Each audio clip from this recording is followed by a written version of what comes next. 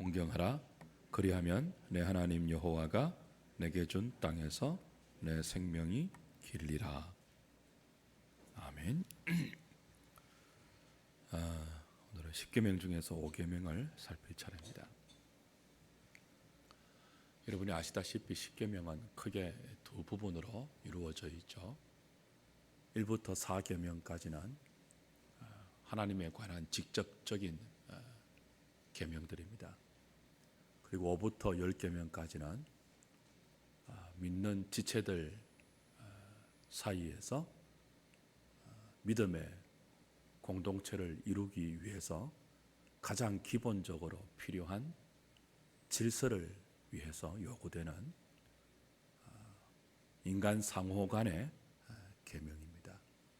그리고 이 둘은 분리될 수 없이 하나로 통일되어서 하나님과 이웃 사랑이라는 신앙 정체의 큰 틀로 우리에게 주어져 있죠. 근데 이 윤리 5부터 10가지의 계명은 윤리 계명이라고 볼 수 있는데요. 이 윤리 계명의 첫 번째가 무엇입니까? 부모 공경에 관한 것입니다. 하나님께서 이 10계명을 주실 때 아무 생각 없이 그저 되는 대로 주신 게 아닙니다. 이 순서도 다 의미가 있습니다. 5계명부터 10계명까지가 무엇에 관한 계명이라고 했죠? 믿는 지체들끼리 믿음의 공동체를 이루기 위해서 최소한으로 필요한 질서 유지를 위한 계명이란 말이죠. 그래서 윤리적 요구입니다. 도덕적 요구예요. 그 윤리적 계명으로 많이 다른 것이 있지만 그 모든 것들보다 앞서서 부모 공경이라는 윤리가 가장 우선하는 것은 하나님의 의도가 있다는 거죠. 되는 대로 주어진 순서가 아니에요. 의도적입니다. 그 의도가 무엇이냐 하면 권위에 관한 것입니다. 하나님의 권위를 인정하고 그 권위에 기꺼이 복종하는 태도가 이제 윤리로 나타나야 하는데 그 첫 번째가 부모 공경으로 나타나야 한다는 거예요. 이게 안 되면 나머지 윤리적 계명이 다 사실은 될 수가 없어요. 나머지 윤리적 계명들도 다 하나님의 권위에 인정하는 순종하는 태도에서 비롯되는 것이거든요. 그래서 하나님의 권위를 눈에 보이는 인간관계에서 가장 먼저 인정하는 것이 부모에 대한 자식의 태도, 기타 하나님이 이 땅에 부여하신 질서와 권위에 대한 우리의 태도로 나타나야 한다는 것이 5계명입니다. 여러분, 우리가 믿는 기독교 신앙에는 권위가 굉장히 중요합니다.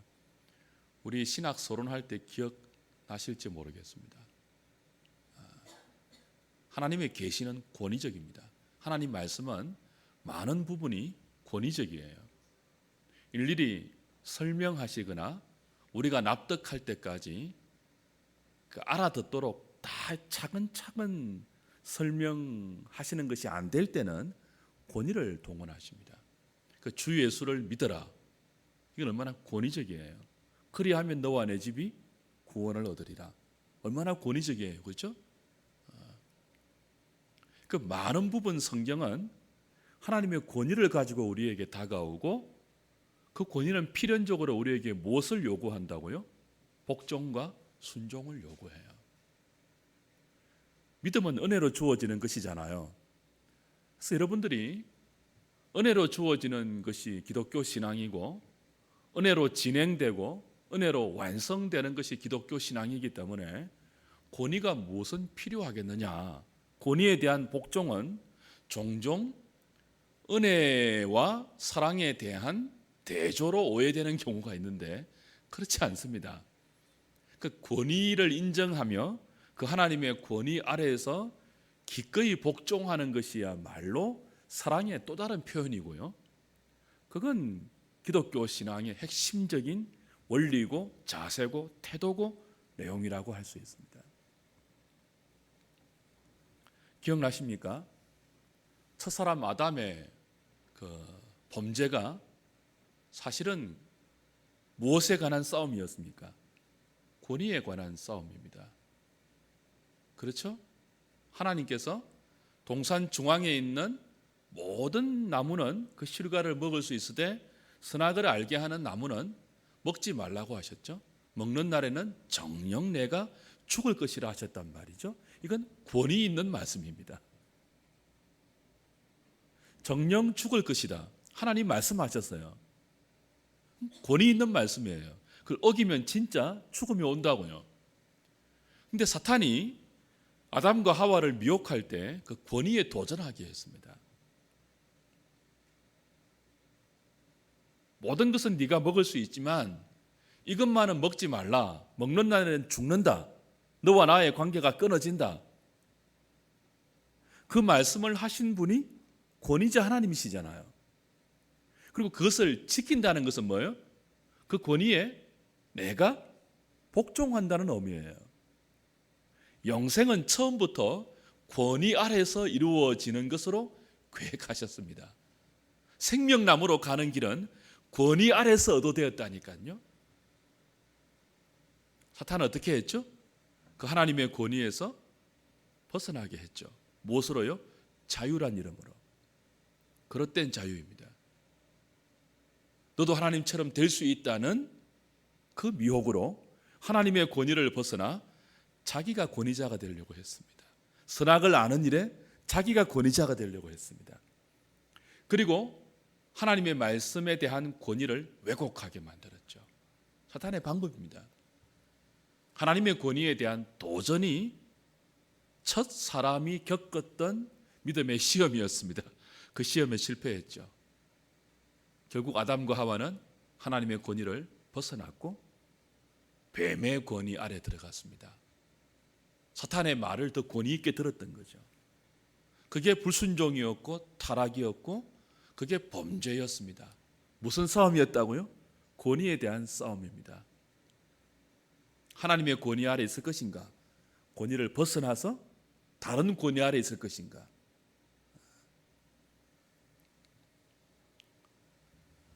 그런 의미에서 하나님의 백성들은 언제나 하나님만이 우리의 모든 것 되시며 우리의 유일한 신앙의 대상인 것을 인정하고 그 하나님의 권위 앞에 사랑으로 순종하고 복종하는 것은 굉장히 중요한 신앙의 태도이고 삶의 태도이죠. 권위를 인정하고 복종하는 것 말이에요. 1계명부터 4계명까지는 그 하나님의 권위를 인정하고 그 하나님의 권위에 절겨 복종하는 것을 종교적인 내용, 영적인 내용, 신앙적인 내용으로 담아서 요구한 것입니다. 그런데 5부터 10까지 계명은요, 그 하나님의 권위를 인정하고 그 권위 아래 복종하는 삶의 태도를 윤리적인 내용으로 요구하는 거예요. 도덕적인 내용으로 요구하는 거예요. 왜냐하면 하나님은 보이지 않는 분이죠. 보이지 않는 하나님의 권위를 우리가 어떻게 인정하느냐, 내 삶이 하나님의 권위 아래에 있다는 것을 어떻게 나타내느냐 할 때는요, 눈에 보이는 윤리로, 눈에 보이는 도덕적인 관계로 그걸 드러내라는 것이 10계명의 두 번째 기둥에 해당되는 윤리적 계명의 의미죠. 그런 의미에서 눈에 보이는 부모님, 우리가 태어나서 가장 먼저 살아가는 삶의 여건이 어디예요? 가정이에요. 그리고 태어나서 가장 먼저 부딪히는 인간관계가 어디예요? 부모와의 관계예요. 그러니까 사람이 태어나서 가장 먼저 부딪히는 권위자가 부모입니다. 그러니까 눈에 보이는 부모의 권위를 인정하는 것이 사실은 신앙의 출발입니다. 눈에 보이는 부모님의 권위를 인정하지 않는 것은 보이지 않는 하나님의 권위 아래 자기를 두지 않는 불신앙의 적나라한 표현이죠. 내가 하나님을 인정한다고 하면서 하나님의 권위를 기꺼이 수납하고 거기에 복종하겠다고 하면서 하나님이 주신 내 최초의 관계, 내 최초의 권위자, 그 눈에 보이는 부모님을 인정하지 않고 그 부모님의 권위에 복종하지 않는다는 것은, 그리고 그 하나님이 세우신 권위자이신 부모님을 공경하지 않는다는 것은 곧 무엇을 의미하는 거죠? 눈에 보이지 않는 하나님의 권위를 인정하지 않겠다는 거죠. 그래서 이 첫 번째 윤리 계명인 5계명이 나머지 윤리 계명을 전부 좌우할 만큼 그 원리적에서 권위에 대한 문제를 우리에게 갖고 온다는 것입니다. 주 안에 사랑하는 여러분, 우리는 우연히 이 세상에 던져진 존재가 아닙니다. 하나님의 계획에 의해서, 하나님의 주권에 의해서 이 세상에 보냄받았습니다. 누구를 통해서 우리를 보내셨죠? 부모님을 통해서 보내셨어요. 우리는 원숭이의 후손들이 아닙니다. 우리는 우연히 빅뱅의 폭발을 통해서 미립자가 모이고 그게 이렇게 진화해서, 그죠? 생성된 진화의 산물들이 아닙니다. 우린 하나님의 능력에 의해서, 하나님의 지혜에 의해서 이 땅에 보내진 존재들인데 부모님을 통로로 해서 보내졌다고요. 그래서 내가 보기에 아무리 부모 같지 않는 부모라 할지라도, 아무리 원망스러운 부모라 할지라도 그 부모님을 내게 주신 분이 누구예요? 하나님이십니다. 그리고 그 하나님이 어떤 하나님이에요? 선하신 분입니다. 내 부모가 선하지 않는 부모라 할지라도 그 선하지 않는 부모를 나에게 주신 분이 누구라고요? 선하신 하나님이라고요. 그걸 인정하는 게 뭐예요? 믿음이에요. 그걸 인정하는 눈에 보이는 최초의 고백이, 눈에 보이는 최초의 윤리 복종이 부모님을 공경하는 것입니다.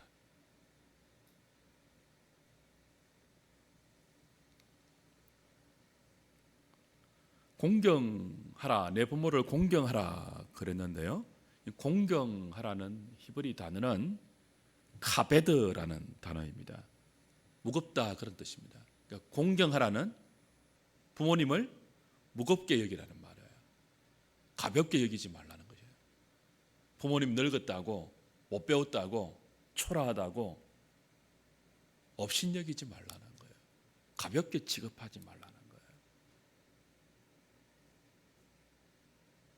그리고 이 카베드, 무겁다는 이 히브리 단어는요, 명사화가 될 때는 우리 내장의 가장 무거운 장기인 간을 의미합니다. 간은 소중하죠. 간은 중요하죠. 그래서 이 공경한다는 말은 무겁게 여긴다는 의미와 더불어 귀하게 여기다, 소중하게 여기다는 말이 이제 첨가되죠. 그 의미가. 그래서 부모를 공경하라는 말은 부모님을 하나님이 주신 권위자로 무겁게 여기는 동시에 귀히 여기고 그리고 소중히 여기라는 의미입니다. 엄마 아빠가 내게 해준 것이 뭔데? 그게 아니고, 부모님의 권위는 부모가 나에게 해준 것에 따라서 생기는 것이 아닙니다. 부모님의 권위는 하나님이 일방적으로 부여하신 신적인 권위입니다. 그 부모님이 나에게 무엇을 해 주었든지 간에 상관없이 설령 나에게 나쁜 것을 주었다 할지라도 그 부모라는 권위는 하나님이 주신 절대 불변의 권위입니다. 이유 불문의 권위입니다. 그래서 그 부모님을 악한 부모님이라 할지라도 무겁게 여기고 귀하게 여기고 소중하게 여기는 것이 뭐죠? 눈에 보이지 않는 하나님을 경외하는 믿음의 태도입니다. 1부터 4계명까지를 잘 지켰습니다. 근데 뭐예요? 눈에 보이는 부모님은 고르반하고 있다면, 고르반 아시죠? 신약시대에. 그죠? 그건 1부터 4계명을 지킨 게 아닙니다.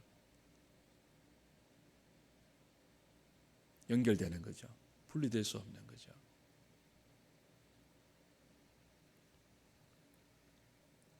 왜 이런 부모님을 주셨는가? 납득할 수 없어도, 원망스러워도 이 부모를 내 부모로 주신 하나님의 선하심을 우리는 신뢰하면서 그 부모에게 순종하는 것입니다. 그게 믿음입니다. 여러분, 믿음이 납득이 다 되어서 있는 것 아니잖아요. 하나님이 베푸시고 하나님이 계획하시고 하나님이 다스리는 내 주변의 모든 일들이 다 이해가 되고 그것이 나에게 다 기쁨으로 다가오기 때문에 그걸 인정하고 믿는 것이 아니잖아요. 납득이 안 돼도, 수납이 안 돼도, 기쁘지 않아도 그 모든 것들을 통치하고 주관하시는 하나님이 선하신 분이라는 우리의 믿음이 우리 삶의 태도로 드러나며 그건 부모에 대한 우리의 공경의 모습으로 당연히 나타나야 한다는 것입니다. 그 부모를 가볍게 여기는 것, 부모를 귀하게 여기지 않는 것, 그건 곧 누구를 가볍게 여기는 것입니까? 하나님을 가볍게 여기는 것입니다. 그 하나님을 귀하게 여기지 않는 것입니다. 그 예지예나는 잘 들으라. 미소도 잘 들으라. 오늘 자식들을 다 데리고 나와야 되는데, 근데 이건 부모의 책임과도 나중에 연결됩니다. 에베소서 6장을 보면 이렇게 말씀하죠. 자녀들아, 주 안에서 너희 부모에게 순종하라. 이것이 옳으니라 그랬습니다. 그 부모에게 복종하고 순종하는 것은 뭐예요? 옳은 거예요, 옳은 것. 옳다는 말은 당연하다는 뜻입니다. 마땅하다는 거예요. 인간의 기본이라는 것입니다. 하나님의 형상으로 지음받은 인간의 가장 기본적인 인간됨이 뭐예요? 부모에게 순종하는 것입니다. 부모를 공경하는 것입니다. 그러나 이 계명은 단순히 부모와 자식 간의 공경의 태도와 그 원리만을 말하는 것이 아닙니다. 부모님은 우리 삶에 가장 먼저 주어진 하나님의 권위자입니다. 하나님의 눈에 보이지 않는 하나님의 권위는 눈에 보이는 우리 인간 사회 속에 여러 가지 모양의 권위로 반영이 되는데요. 가장 최초는 가정의 부모이죠. 나아가면요, 학교의 스승이고요, 사회의 지도자이고요, 교회의 또 어른들이죠. 직장의 상사이기도 하고요. 그래서 하나님은 여러 인간 사회 속에서 여러 눈에 보이는 권위자를 우리의 삶에 허락하십니다. 그리고 그 권위 아래에서 복종하는 훈련을 시킵니다. 그래서 결국은 뭐예요? 최종 권위자이신 하나님께 순종하는 삶이 우리의 체질이 되게 하시며 그게 우리의 삶의 중요한 습관이 되게 하십니다. 그런 면에서 그리스도인의 삶에서 가장 중요한 습관 혹은 삶의 태도 중에 하나가 뭐예요? 순종하는 것입니다.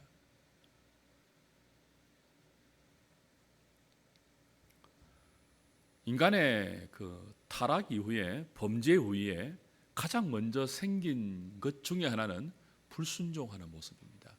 여러분, 에베소서 사도 바울이 뭐라고 했습니까? 우리가 불순종의 영들에게 이렇게 말하죠. 그죠? 이 세상 공중 권세 잡은 자들과 불순종하는 영들에게 이렇게 말하지 않습니까? 그러니까 사탄을 불순종하는 영이라고 한다고요. 우리가 죄와 사망과 사탄의 노예에 되어 있다는 말은 불순종하는 영을 가진 사탄의 노예에 되어 있었고 결국 그 사탄의 불순종하는 영에 굴복되어 있기 때문에 우리도 뭐예요? 불순종하는 인생이 되었단 말이죠.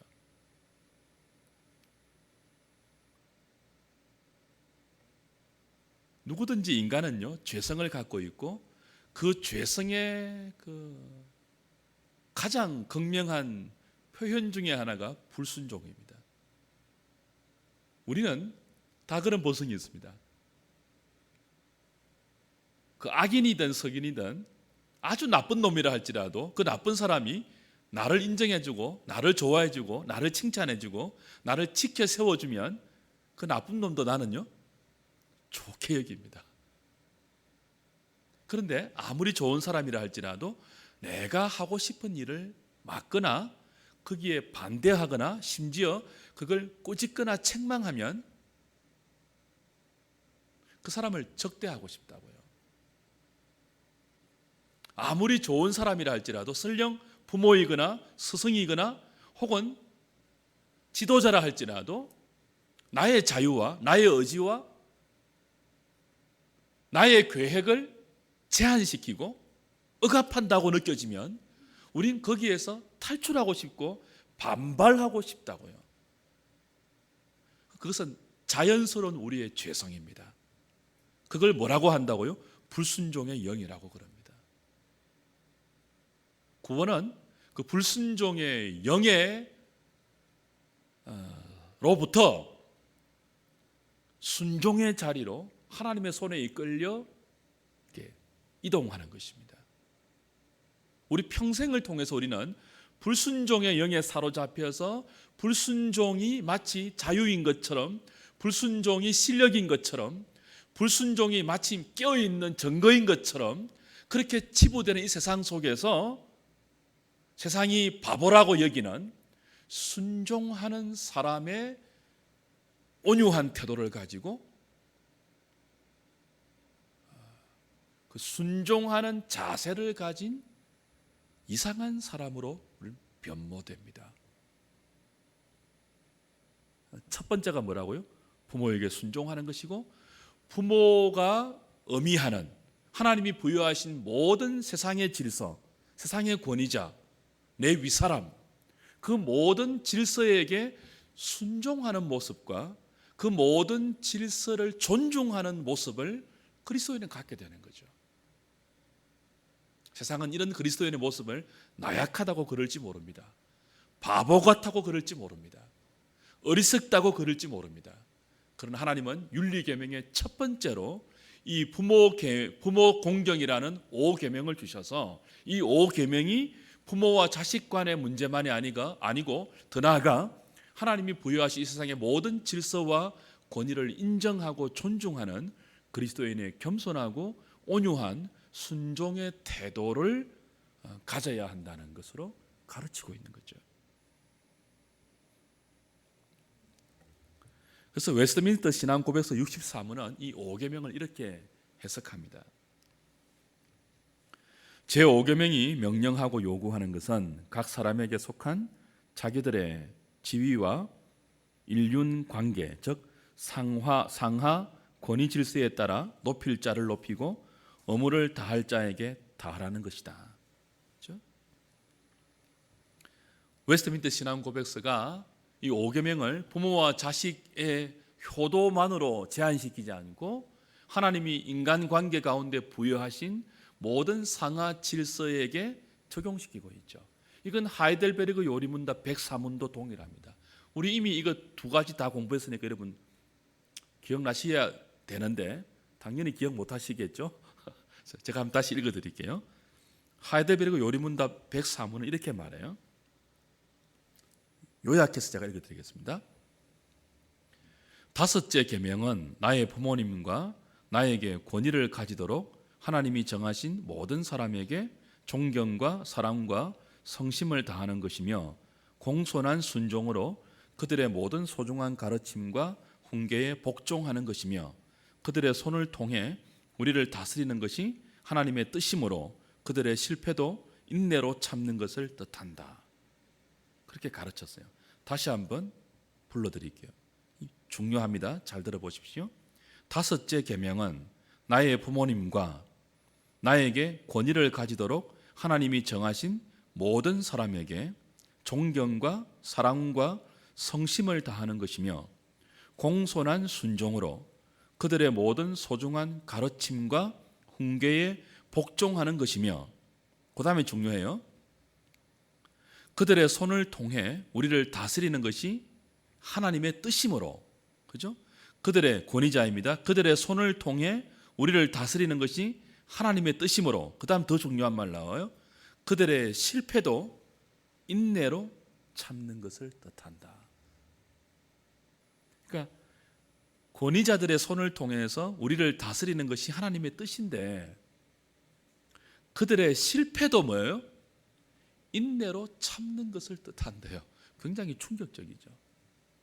자, 권위자들의 실패도 뭐예요? 인내로 참는 것이 뭐예요? 하나님께서 우리를 다스리는 하나님의 뜻이라는 것을 인정하는 것이 됩니다.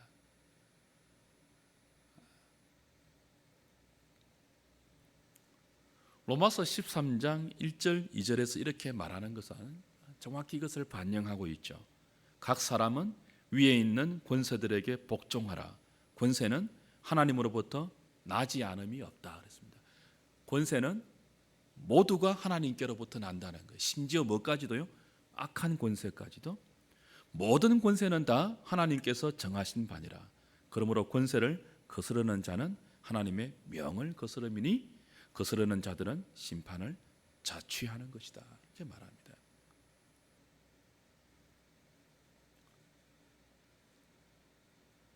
성경은 모든 권세가 하나님으로부터 난다고 합니다. 악한 정부가 무정부보다 낫다는 말이 있습니다. 악한 정부가 무정부보다 낫다. 무정부는 혼란의 극치입니다. 악한 정부 밑에서 우리는 고통을 당하죠.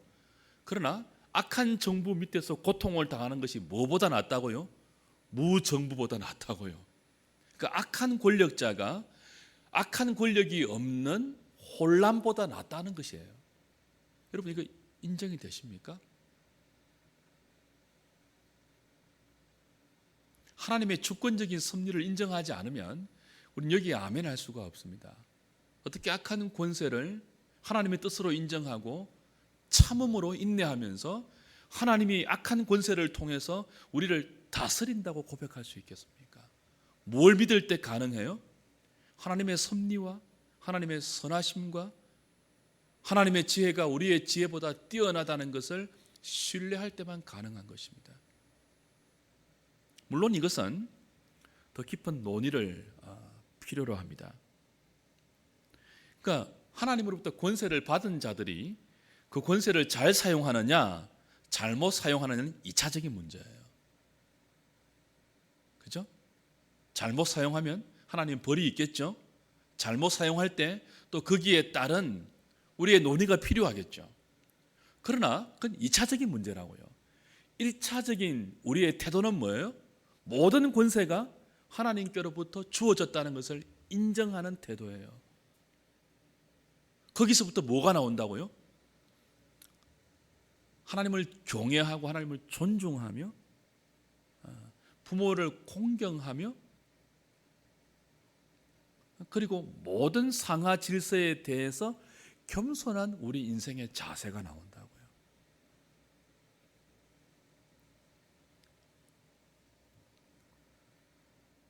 물론 권위를 받은 자가 그 권위가 하나님께로부터 온 것임을 알지 못하고 권위를 남용하거나 잘못 사용하면 독재가 되죠. 권위란 말이 오소리티입니다. 오소리티.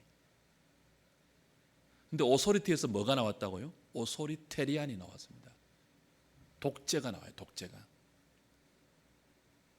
오소리테리안. 독재의 권력 밑에 있는 백성들은 얼마나 괴롭습니까? 그래서 우리는 독재에 항거하려고 하죠. 독재에 항거하려고 하다가 자칫 권위도 부정할 수 있다는 것이 함정입니다. 쉬운 문제가 아니에요. 저는 지금 여러분에게 1차적인 원리를 더 강조하고 싶어요. 1차적인 원리가 뭐라고요? 모든 권세가 하나님께로부터 온다는 것입니다. 가정으로 가면요, 악한 부모도 뭐예요? 하나님이 주신 부모라고요. 그럼 적용해 볼까요? 악한 정부도 누가예요? 하나님 주신 정부예요. 그래서 악한 정부 밑에서 우리가 고통당할 때는 이게 하나님의 심판이라는 것을 좀 이해하실 필요가 있습니다. 우리가 악한 정권, 예를 들면 독재 정권 밑에서 고통당할 때 보편적인 인권이 유린당하고, 그죠? 어떤 그런 억압이 보편화되어서 행복이 이렇게 짓밟힐 때, 그건 항거해야 될 또 그 잘못된 권세자에 대해서 마땅히 성경적인 이야기를 해야 할 어떤 그것이 되기도 하지만, 그러나 더 1차적으로 무엇이 있다고요? 우리를 향한 하나님의 심판이라는 의미가 있다니까요. 그래서 더 우리 자신을 돌아보아야 할 필요가 있죠. 이게 이해가 안 될 수 있습니다. 신앙은 다 이해되는 것 아닙니다. 인생도 다 이해되는 것 아닙니다. 여러분, 태어날 때부터 악한 부모 밑에 태어나는 자녀에게 그게 하나님의 뜻이라고 이야기하면 그 자녀가 이해가 되겠습니까? 매일 맞고 매일 막 그냥 그 아버지 같지 않은 아버지 밑에서, 그죠? 그렇게 살아왔던 자식에게 그 부모를 하나님이 주셔서라고 이야기한다면 이해가 되겠습니까? 다 이해가 안 되는 것이 인생입니다. 그리고 신앙은 더더욱 그렇습니다. 거기에 무엇이 있다고 했죠? 하나님의 비밀이 담겨 있습니다. 하나님의 지혜가 거기 담겨 있습니다.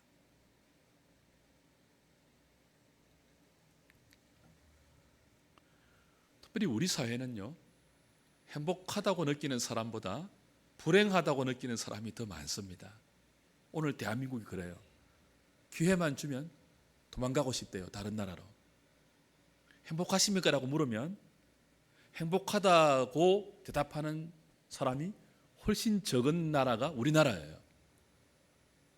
이럴수록 우리가 어떤 그 시험에 빠질 수 있는가 하면, 물론 여기에는 권세를 잘못 사용한 분들의 책임이 상당히 큽니다. 그들이 하나님께 분명히 책임을 받을 거예요. 추궁을 당할 것입니다. 그러나 우리가 사는 사회가 참 불행해 라는 생각을 가지면 가질수록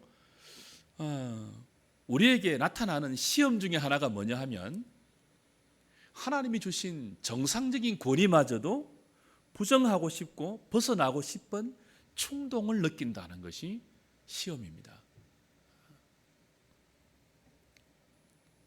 그래서 정상적인 법과 교양과 상식과 질서조차도 이렇게 막 벗어나 버리고 싶은 충동을 받게 되죠. 예를 들면 차를 몰고 가잖아요, 그죠? 저도 종종 그런 마음 가져요. 어떤 날은요, 계속 빨간불이 걸릴 때가 있습니다. 계속 건널목마다 빨간불이 걸리는 거예요. 제가 이제 옆에 있는 사람에게 이런 말을 하죠. 아니, 저기 저 공무원 저놈들은 뭐 하는 거야 도대체? 여기 한번 나와보고 교통의 흐름을 보고 이 신호체계를 짜는 거예요. 뭐 하는 거야 지금? 이 엉망인 신호체계가 뭐야 지금? 뭐죠? 내가 가는데 자꾸 빨간불이 걸리니까요. 근데 신호체계가 내가 가는 길에 막히지 않음을 위해서 있는 게 아닙니다. 근데 우리는 그렇다고요. 신호체계가 얼마나 정당한 법 질서입니까? 그렇잖아요. 근데 그 정당한 질서와 법 체계도요, 내가 가는 길이 막히는 쪽으로 이렇게 다가오면, 적용이 되면 우린 반발하고 불순종한다고요. 아니, 누가 이렇게 신의 체계를 짠 거야? 그죠? 뭐죠? 그러니까 그 모든 것들이 하나님의 권위 아래에 있으며 하나님의 질서 아래에 있다는 사실을 작은 사건과 작은 일에서부터 인정하는 훈련을 안 하면요, 우리는 우리의 기득권과 우리의 이해 타산에 좋은 환경과 좋은 여건이 되지 않으면 정상적인 상식, 하나님이 부여하신 정상적인 질서, 정상적인 체계, 정상적인 법마저도 벗어나고 싶은 시험을 받는다는 것이 문제입니다. 그 벗어나는 것이 마치 실력이 있는 것인 양, 자유인 양, 센 사람인 양 착각할 수 있다는 게 문제이죠.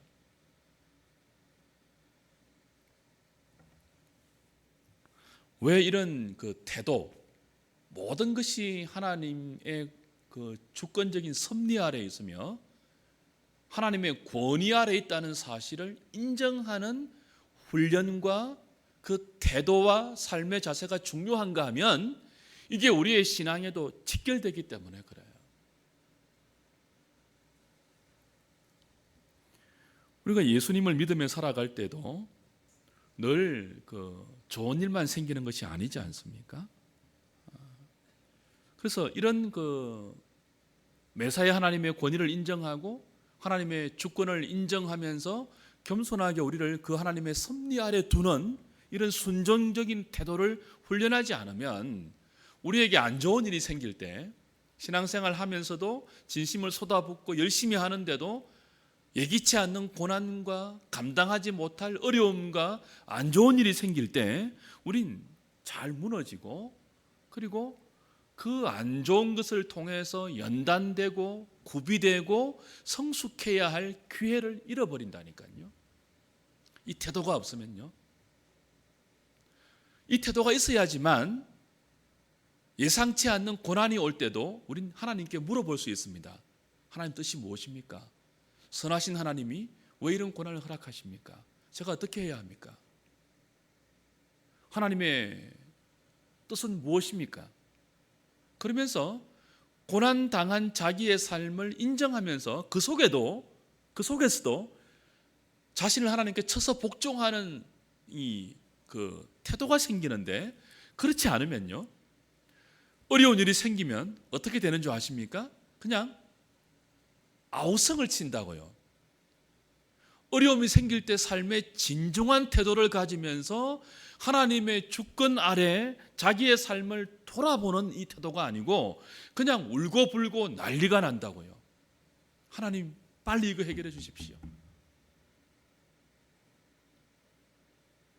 그리고 해결이 되면 어떻게 됩니까?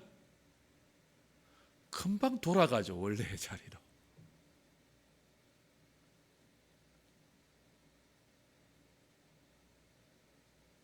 울고불고 난리는 쳤지만 하나님의 뜻을 생각하고 하나님의 주권적인 섭리와 선하신 하나님이 왜 이런 일들을 허락하시는지에 대한 진지한 고민과 이 현실 속에서 자기의 삶을 하나님의 뜻에 복종시키는 그런 몸부림이 없었기 때문에 그 문제만 해결되고 나면 원래 그 자리로 빨리 돌아가 버리죠. 그리고 하나도 이 사람의 성숙과 구비된 인격과 하나님 앞에서 자라남은 신앙 인격의 진보는 나타나지 않죠. 그냥 흘러가 버리는 것입니다. 쌓이는 것이 없다고요. 우리의 삶에, 우리의 인격에, 우리의 태도와 삶의 원리 속에 축적되고 누적되고 쌓여서 그것이 우리의 실력으로 이렇게 구비되지 않고 사건만 해결되면 금방 그 천박한 자리로, 다시 자기 욕망의 자리로 그냥 돌아가 버리는 거죠. 그래서 모든 일을 또 새롭게 시작해야 되는 거예요. 모든 영적 의미를 새롭게 쌓아가야 되는 거예요. 몇십 년 예수를 믿어도 늘 거기서 거긴 이유가 바로 거기 있습니다. 이 하나님의 권위를 인정하는 태도, 그 하나님의 주권적인 섭리 아래 내 모든 삶의 정황을 두고 내 삶을 진중하게 거기서 복종시키는 훈련, 태도, 그것이 없기 때문이죠.